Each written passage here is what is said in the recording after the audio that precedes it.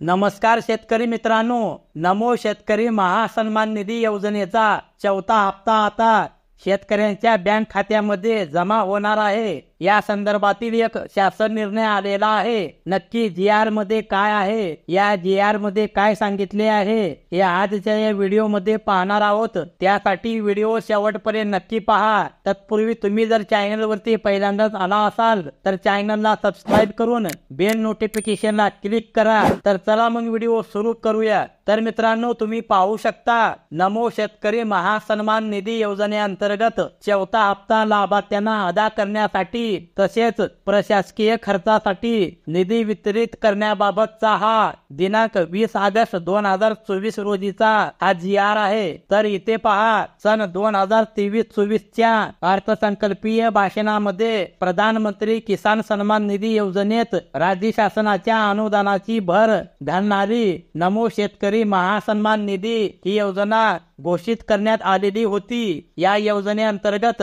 लाभार्थी शेतकऱ्यांना वार्षिक 6,000 रुपये हे नमो शेतकरी योजनेअंतर्गत मिळतात आणि पीएम किसान योजनेअंतर्गत वार्षिक 6,000 रुपये मिळतात। असे दोन्ही योजनेचे वर्षाला 12,000 रुपये शेतकऱ्यांना दिले जातात। आता जो काही नमो शेतकरी योजनेचा चौथा हप्ता आहे, माहे एप्रिल ते जुलै लाभार्थ्यांना अदा करण्यासाठी रुपये 1,720 कोटी इतका जो काही निधी आहे तो वितरित करण्यात येणार आहे। हा जो सर्व काही हप्ता आहे लाभार्थ्यांना अदा करण्यासाठी अशा प्रकारे एकूण 5,512 कोटी रुपये इतका निधी वितरित करण्यात आला आहे। तर मित्रांनो, आता काय निर्णय आहे तो समजून घेऊया। नमो शेतकरी महासन्मान निधी योजनेअंतर्गत चौथा हप्ता माहे एप्रिल ते जुलै लाभार्थ्यांना अदा करण्यासाठी 2,041.25 कोटी इतका निधी वितरित करण्यास व या योजनेअंतर्गत प्रशासकीय खर्चासाठी 20.41 कोटी असा